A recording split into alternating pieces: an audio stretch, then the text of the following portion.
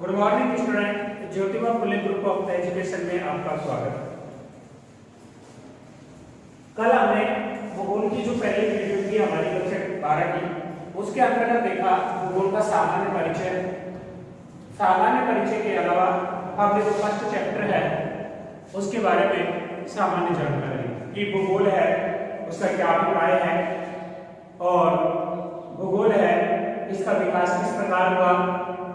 विकास के साथ क्रम देखा कि 17वीं शताब्दी से और 19वीं शताब्दी के अंत तक लगभग स्वतंत्र रूप से भूगोल महाविद्यालयों में अध्ययन करवाने लगे थे भूगोल का।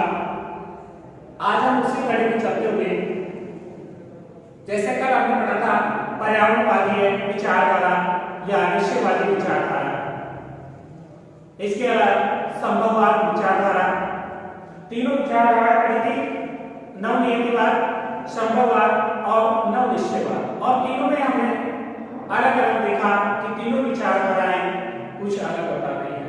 पुनः एक बार देख लेते हैं कि जैसे नियतिवाद या पर्यावरणीय विचारधारा दोनों से संबोधित किया था, या तो अपन उसे नियतिवाद भी कह सकते हैं या पर्यावरणीयवाद निश्चयवाद भी कह सकते हैं।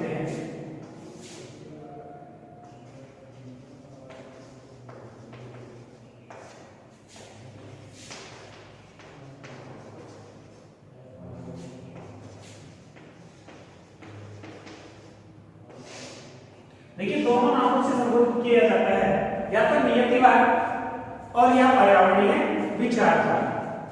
और इसके अंतर्गत हमने देखा था कि पृथ्वी है जो मानव को अपना क्या मानती है, दास मानती है। पृथ्वी है मानव को अपना दास मानती है। इस विचारधारा के जो विचारक है उन्होंने स्पष्ट किया है कि नवनियतिवाद या पर्यावरणीय निश्चयवाद विचारधारा है, इसमें पृथ्वी है अपनी महत्वपूर्ण भूमिका निभाती है। वो कहते हैं कि पृथ्वी मानव को, जो मानव निवास कर रहा है उसको पृथ्वी के अकॉर्डिंग, पृथ्वी जैसा चाहे वैसा परिवर्तन कर सकती है। कौन? पृथ्वी। पृथ्वी पर जो नियम है, पृथ्वी है जो पूर्णतः मानव को नियंत्रित करती है। सारे क्रियाकलाप हैं वो पृथ्वी द्वारा नियंत्रित किए जाते हैं। इस विचारधारा के अंतर्गत नियतिवादी पर्यावरणीय निश्चयवाद के अंतर्गत। दूसरी हमने विचारधारा कर ली थी संभववाद। रिवाइज कर रहा हूं। दूसरी विचारधारा हमने कर ली थी संभववाद। संभववाद के अंतर्गत हमने देखा था प्रकृति पर मानव के नियंत्रण को परिलक्षित करने के साथ मानव की प्रकृति द्वारा प्रदान की गई जो संभावनाएं हैं उसका उपयोग करके स्वतंत्रता प्रदान करती है। और प्रकृति की संभववाद के अंतर्गत प्रकृति है कुछ संभावनाएं या अवसर प्रदान करती है और मानव का अपने विवेक से उपयोग करता है।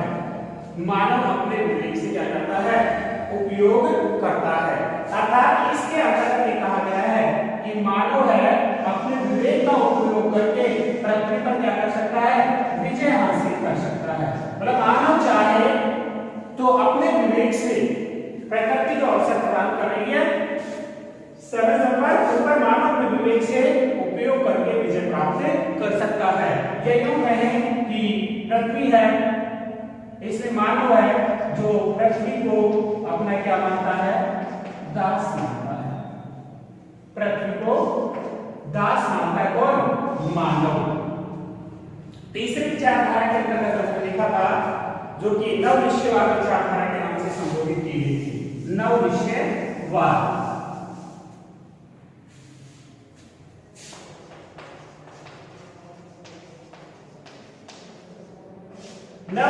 विचारधारा जो कि इसके प्रतिपादक ग्रिफिथ टेलर है, उन्होंने इस विचारधारा का प्रतिपादन किया है और इस विचारधारा को अन्य नाम से भी जाना जाता है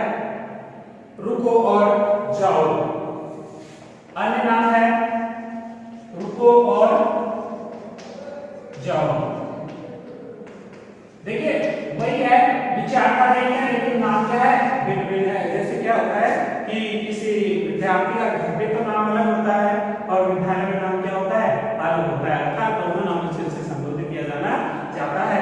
जैसे कि नवनिश्चयवादी विचारधारा है, इसको को और जाओ के नाम से भी संबोधित किया जाता है और नवनिश्चयवाद के नाम से भी संबोधित किया जाता है। प्रतिपादक कौन है इसके, ग्रिफिथ टेलर।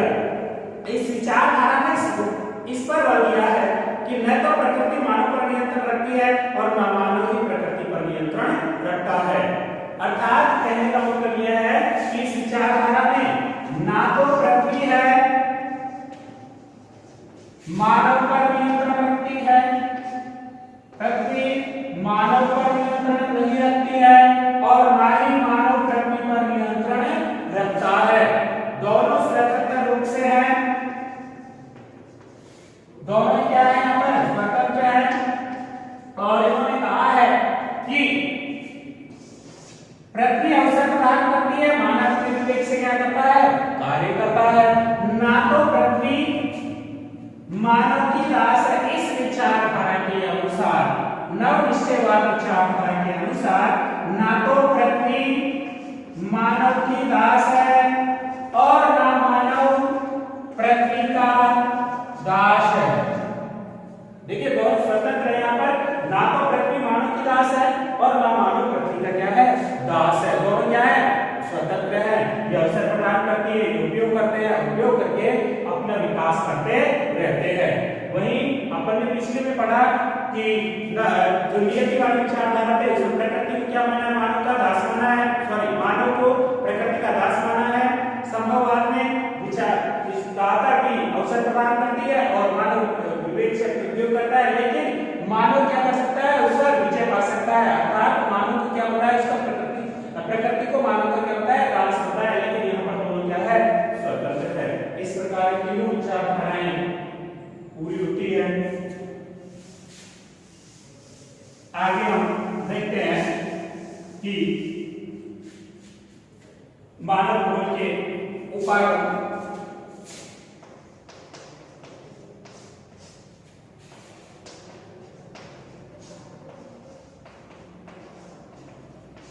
कि मानव भूगोल के उपागम कौन से हैं। अन्वेषण या विवरण, इसमें पहला है अन्वेषण या विवरण, दूसरा है इसके अंतर्गत प्रादेशिक विश्लेषण, प्रादेशिक विश्लेषण, तीसरा है क्षेत्रीय विभेदन और चौथा यहाँ पर है स्थानिक संगठन।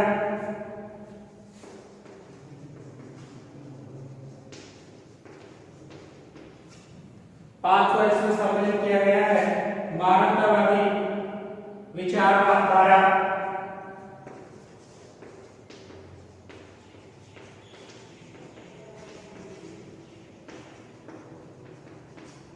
और लास्ट जो उपायों को सम्मिलित किया है वो भूगोल में उत्तर आधुनिकवाद।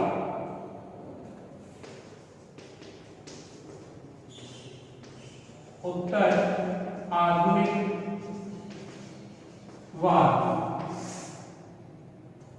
देखिए उपागम, देखिए किसी भी विषय का जब अध्ययन किया जाता है तो उसकी कुछ उपागम होते हैं, किनके आधार पर उसका अध्ययन किया जाए। अर्थात ये विषय है वो किस प्रकार इसका अध्ययन करवाता है। तो मानव भूगोल की चर्चा करें, बात करें तो विवरण के आधार पर किसी क्षेत्र के विवरण की बात करें कि मान के चलिए आप किसी क्षेत्र का अध्ययन कर रहे हैं, जैसे राज्य की बात कर रहे हैं, राजस्थान की, इसका हम जब अध्ययन करेंगे तो विवरण के आधार पर अर्थात यहाँ का समस्त जो जैसे जनसंख्या है, इसके अलावा खनिज है, आर्थिक क्रियाकलाप है, परिवहन है, साक्षरता है, जनघनत्व है,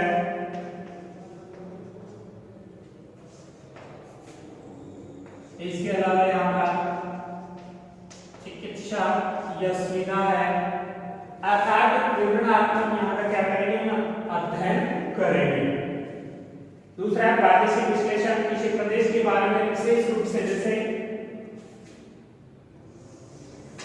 वापस से इसी कर लेते हैं कि हम एक विशेष एक क्षेत्र के बारे में अध्ययन करना है विशेष रूप से, जैसे पॉइंट है हमारा जनसंख्या, केवल किसके बारे में चर्चा करेंगे, जनसंख्या के बारे में करेंगे।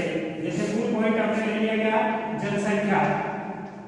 इसी के आधार पर इस क्षेत्र की संपूर्ण कि पहले कितनी थी, अब कितनी वृद्धि हुई है, कितनी घटी है, यहाँ पर क्या आगे क्या रहेगा, कितना विकास हुआ है, क्यों घटी है, क्यों बढ़ी है, इत्यादि का प्रादेशिक विश्लेषण किया जाता है। क्षेत्रीय विभिन्न की क्षेत्रों में विविधता क्यों होती है, एक ही बाहर पठार वगैरह है, आपकी क्या विविधता क्यों पाई जाती है, स्थानिक संगठन विभिन्न क्षेत्रों में जो संगठन पाए जाते हैं, मानवतावादी विचारधारा की मानव ये सारे जो अध्ययन करवाता है वो मानव के कल्याण के लिए करवाता है, मानव है वो अपना कल्याण किस प्रकार करे। वही भूगोल जो उत्तर आधुनिक वर्तमान समय में जो आधुनिक समस्याएं हैं उनको ध्यान रखते हुए आगे का अध्ययन करवाता है। इस प्रकार भूगोल के 6 विभाग बताए हैं। प्रमुख क्षेत्रों की बात करें कि मानव भूगोल है, उसके प्रमुख क्षेत्र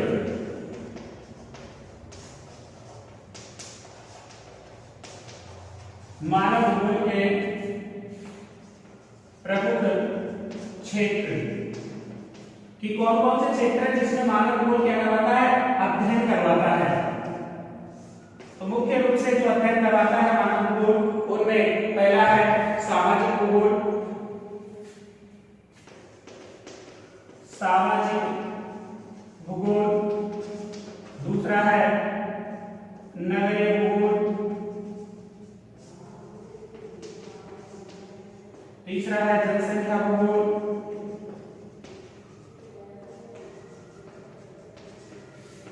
चौथा है इसमें आर्थिक भूगोल,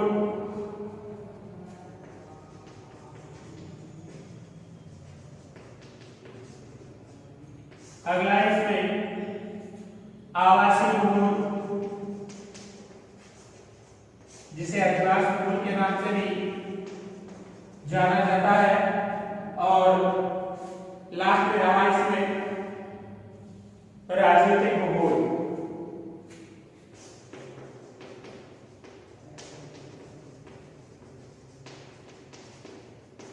देखिए मानव भूगोल है उसका प्रमुख विषय क्षेत्र अर्थात किन किन क्षेत्रों में क्या करवाता है, अध्ययन करवाता है। कौन, मानव भूगोल।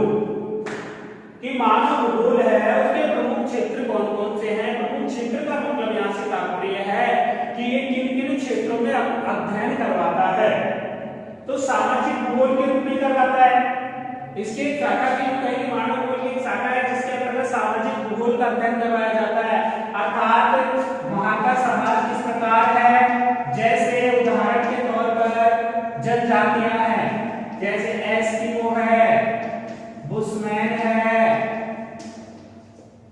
इसके अलावा गौड़ है, मीणा जनजाति है, भील जनजाति है।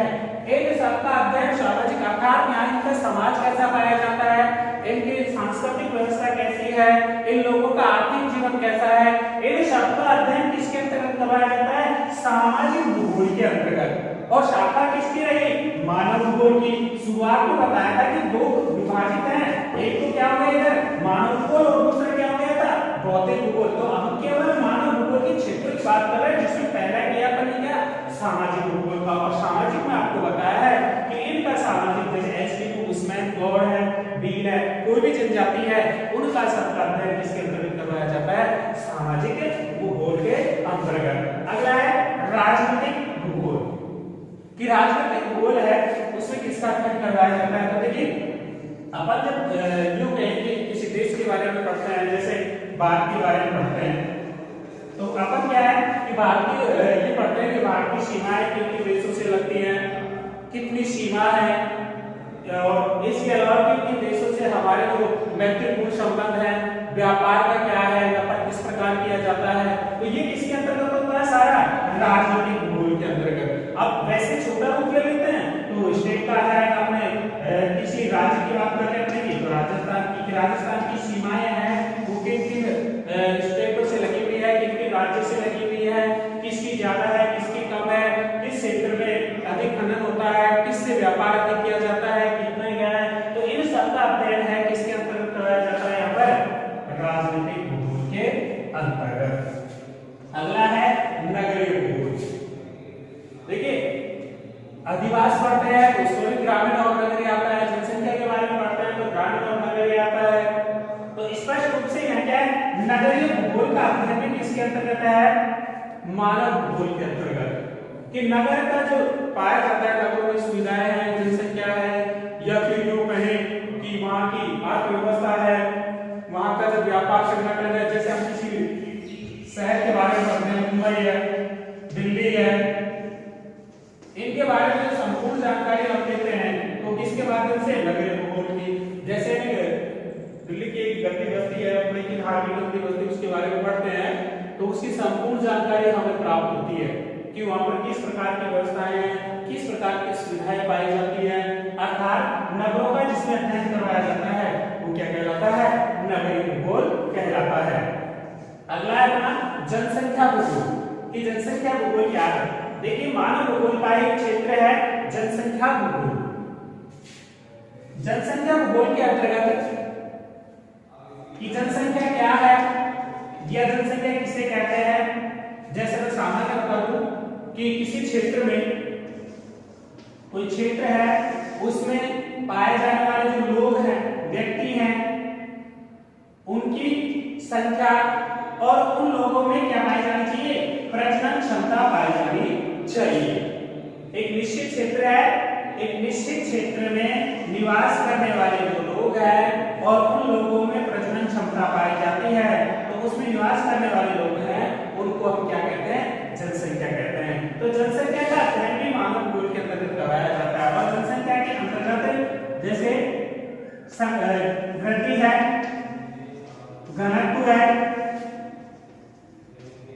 इसके अलावा नगरीय जनसंख्या है, ग्रामीण जनसंख्या है, जनसंख्या वृद्धि क्यों हो रही है या जनसंख्या कम क्यों हो रही है, साथ ही जनसंख्या को रोकने के लिए हमें कौन कौन से उपाय किए जाने चाहिए, इन सब का अध्ययन है जो किसमें किया जाता है यहाँ पर जनसंख्या भूगोल में।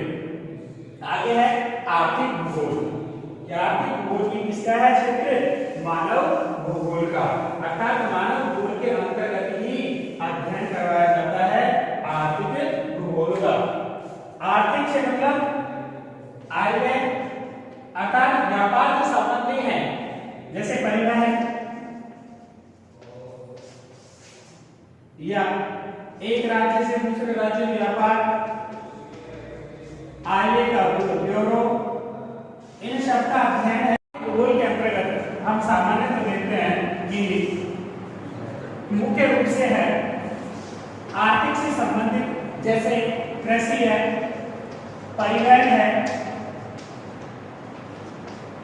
इसके अलावा खनन कार्य है, अर्थात आर्थिक से संबंधित जो अध्ययन है संपूर्ण वो किसके अंतर्गत कराया जाता है आर्थिक भूगोल के अंतर्गत। किसका उपक्षेत्र रहा है तो किसका क्षेत्र है मानव भूगोल का। जैसे कृषि की बात या व्यवसाय की बात करें हम, यहाँ पर मुख्य रूप से व्यवसाय की संज्ञा दे सकते हैं इसे हम कि व्यवसाय प्राथमिक व्यवसाय, द्वितीय व्यवसाय, तृतीय व्यवसाय और चतुर्थ व्यवसाय और पंचम व्यवसाय।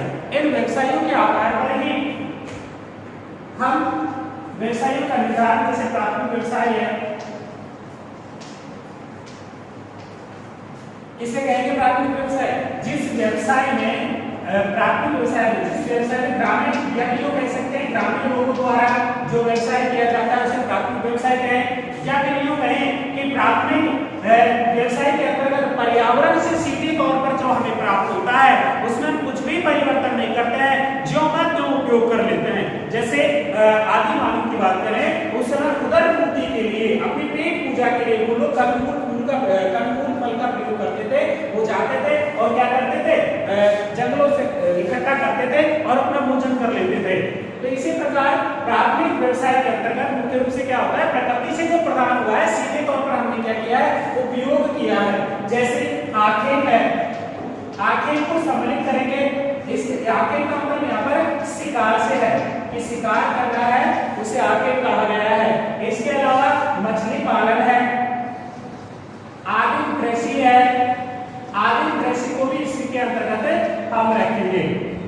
तो इसे प्राथमिक व्यवसाय के अंतर्गत रख सकते हैं। तृतीय और चतुर्थ और पंचम के अंतर्गत जो ग्रामीण क्षेत्रों में अधिकांश नहीं हो पाता है, केवल किन क्षेत्रों में पाया जाता है, शहरी क्षेत्रों में पाया जाता है। जैसे द्वितीय व्यवसाय की बात करें तो द्वितीय व्यवसाय के अंतर्गत प्राथमिक व्यवसाय से जो हमें प्राप्त हुआ है, प्राथमिक व्यवसाय से जो हमें सीधे तौर पर प्राप्त हुआ है, उसका क्या करना है, रूप परिवर्तन करना है और रूप परिवर्तन करके उसे अधिक मूल्यवान बनाना है। पहले तो हमने क्या किया, प्राथमिक व्यवसाय से हमारे प्राप्त हुआ है, प्राप्त करके उसे रूपांतरित किया है, उसका रूप परिवर्तन कर देंगे, साथ ही उसे अधिक मूल्यवान भी बना देंगे। जैसे उदाहरण के तौर पर लेते हैं कि हमारे जो मार्केट में चलने वाला पार्ले बिस्कुट है, वो सामान्यतः किससे, गेहूं है, गेहूं का आटा, इसके अलावा अन्य सामग्री इसमें मिलाई जाती है। प्राथमिक तौर पर कृषि से क्या प्राप्त कर रहे हैं, गेहूं प्राप्त कर रहे हैं, लेकिन रूप परिवर्तन करेंगे इसके द्वारा, गैसीकरण के द्वारा मूल्यवान बनेगा, क्योंकि सीधे तौर पर हम गेहूं को इतना उपयोग नहीं कर सकते हैं। और हमने किसका निर्माण कर दिया, बिस्कुट का निर्माण कर दिया, बाजार में उपलब्ध आसानी से क्या होता है, बिक जाता है। तो गेहूं का मूल्य भी बढ़ गया और रूप में भी क्या हो गया, परिवर्तन हो गया। तृतीय व्यवसाय के अंतर्गत चतुर्थ और पंचम इसमें शिक्षित लोगों से संबंधित है, अर्थात कुशल होते हैं। जैसे प्रधानमंत्री द्वारा कई योजनाएं चलाई जाती है कि 10th पास करते ही है कौशल वगैरह कुछ कोर्स करवाए जाते हैं, उनके अंतर्गत ये रखा जाता है कि कुछ सिखाया जाए और सिखाने के बाद उनसे क्या करवाया जाए, कार्य करवा दिया जाए।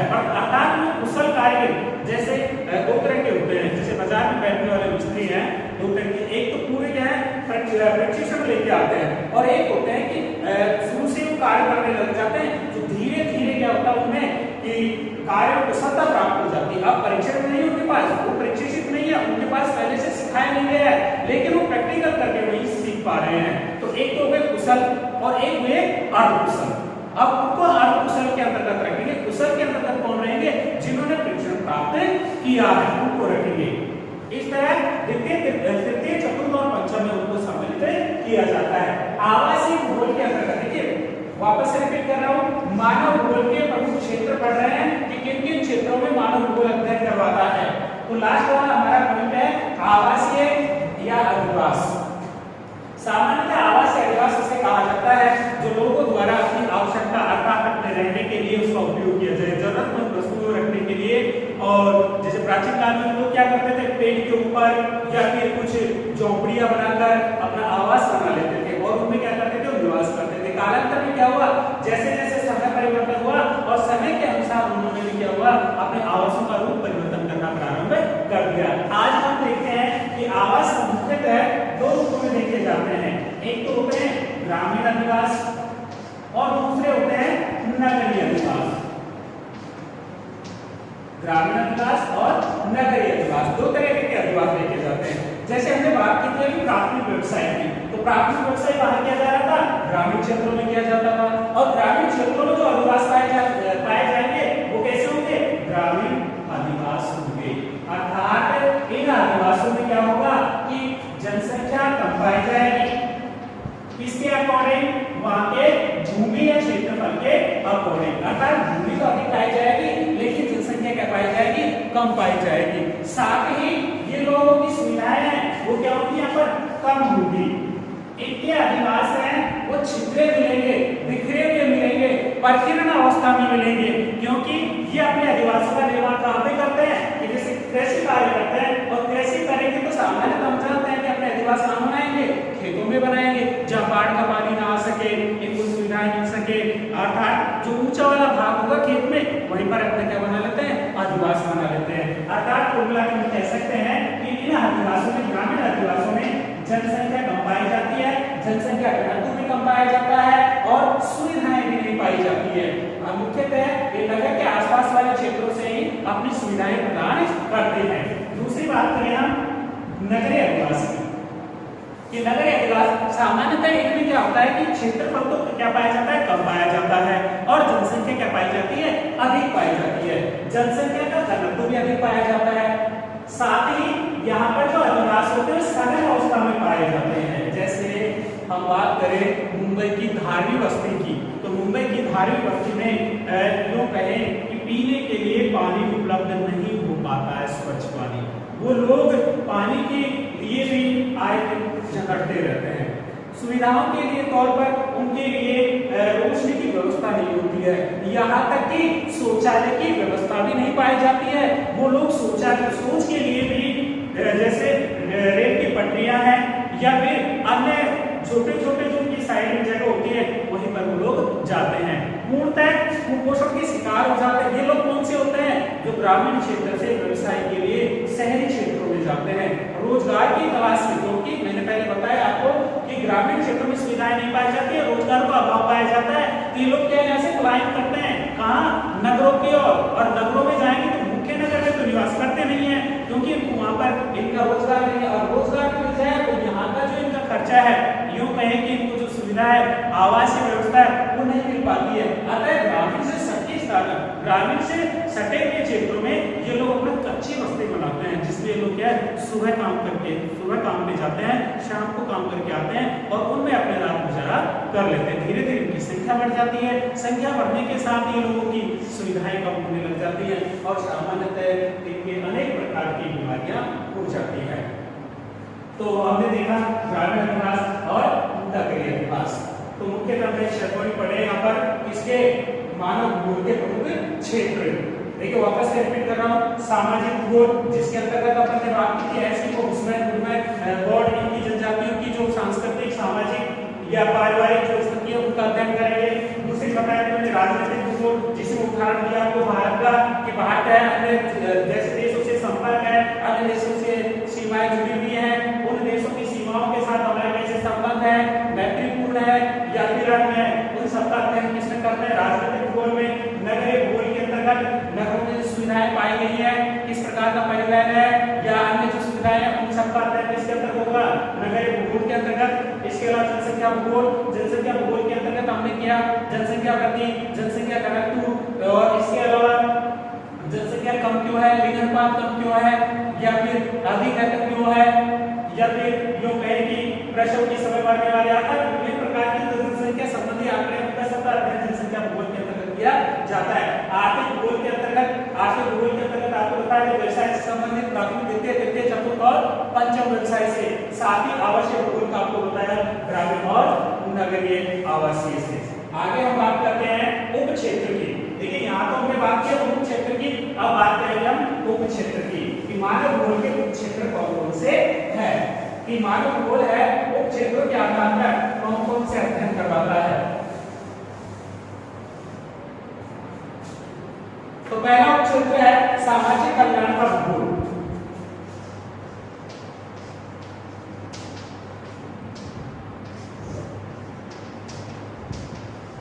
सामाजिक कल्याण का भूगोल, यहाँ पर क्षेत्र और यहाँ पर उप क्षेत्र डिवाइड हो गया, अर्थात इनकी शाखाओं को विभाजित किया गया है पुनः। और इन शाखाओं में ऐसा भूगोल जिसके अंतर्गत या ऐसा सामाजिक भूगोल जिसके अंतर्गत मानव पर कल्याण, अर्थात मानव का क्या हो, कल्याण हो, मानव किस प्रकार उसके लिए सार्थक हो, ऐसी योजनाएं या उनकी जो समस्याएं उनका समाधान किया जाता है। जैसे चिकित्सा सुविधा है, ये ऐसी चिकित्सा सुविधा बीमारी आ रही है तो उसका सॉल्यूशन किया जाए। जैसे हमने बात की थी ग्रामीण क्षेत्रों में सुविधाएं नहीं है तो उनके सामने जो बीमारियां हैं उनका समाधान किया जाए और ऐसी ऐसी योजनाएं बनाई जाए सरकार, जैसे पंचवर्षीय योजनाएं बनती हैं कि भिन्न क्षेत्रों में है जो सरकार विभिन्न क्षेत्रों की विभिन्न समस्याएं होती है। जैसे राजस्थान की बात करें तो पश्चिमी क्षेत्र की हम बात करेंगे तो वहाँ पर मरुस्थलीय क्षेत्र है, उन लोगों के लिए आर्थिक विकास करना बहुत मुश्किल है क्योंकि वहाँ पर कृषि वगैरह या उनको आर्थिक जो व्यवसाय वो नहीं मिल पाता है। लेकिन पूर्व की बात करते हैं तो उन लोगों को आसानी से कृषि वगैरह है वो आसानी से कर लेते हैं क्योंकि मूलतः उस क्षेत्र में क्या है कि जल की सुविधा हो जाती है जिससे अपने क्या कर लेते हैं, व्यवसाय कर लेते हैं। तो जैसे राजस्थान के उस क्षेत्र में जैसे वहां पर लोगों ने क्या किया, सरकार ने क्या किया, पंचवर्षीय योजनाओं में सम्मिलित कर दिया महानरेगा कि इन क्षेत्रों का विकासी लोगों का क्या होगा, कल्याण हो जाए। कैसे, इनको रोजगार मिले और रोजगार मिलेगा तो पलायन नहीं करेंगे और पलायन नहीं करेंगे तो इन क्या होंगे, रहेंगे। तो ऐसी योजनाएं बनाई जाए जिससे मानव क्या करे, अपना कल्याण कर जाए, या अपनी जो सुविधाएं हैं या अपना जो मूल जहाँ पर है वहीं पर बना रहे। दूसरा है इसमें सांस्कृतिक भूगोल। सांस्कृतिक भूगोल, इसके अंतर्गत किसी भी जनजाति का हम सांस्कृतिक प्रदेश पढ़ते हैं कि वहां की संस्कृति कैसे पाई जाती है। तीसरा है सैन्य भूगोल। सैनिकों से संबंधित है, आर्मी वाले हैं वो उनको जो अध्ययन करवाया जाता है वो सैन्य भूगोल के अंतर्गत ही करवाया जाता है। चौथा है इसमें आपका व्यवहारवादी भूगोल। भूगोल के व्यवहारवादी जो विचारक हैं उनका अध्ययन करवाया जाता है। पांचवा है आर्थिक भूगोल। पांचवा है छठा है संसाधन भूगोल। उप शाखा के रूप में मानव भूगोल की उप शाखा के रूप में इनमें अध्ययन करवाया जाता है। आज के लिए इतने विद्यार्थियों, जो मैंने पढ़ाया उसको एक बार जरूर पढ़ें, बुक्स वगैरह उसमें एक बार जरूर देखें और साथ के साथ नोट भी करते जाएं। आप जब वीडियो देखें तो साथ के साथ नोट भी करते जाएं। यदि किसी पॉइंट में समझाने में आपको समझने में कोई समस्या आ रही है तो कमेंट्स में लिखें, अगले वीडियो में उसका आपका समाधान किया जाएगा। और साथ ही साथ पढ़ते रहे और नोट्स भी बनाते रहे। मैंने कहा था कि नोट्स में PDF लिंक भेज दूंगा आपको, लेकिन फिर भी जैसे मैं पढ़ा रहा हूं उस समय भी आप नोट करते रहे। कोई चीजें ऐसे होती हैं जिनको साथ के साथ आपको क्या करना है, नोट करते रहना है। लेकिन चीज छूट जाती है, ऐसा नहीं है कि सारी चीजें वो होती हैं, क्योंकि इतना वीडियो भी लंबा नहीं होता है, सारी चीजें होती हैं। तो ध्यान रखें, जैसे लिखा है उनको साथ के साथ नोट भी करना है आपको। आज के लिए इतना ही, अगली क्लास हमारी कल।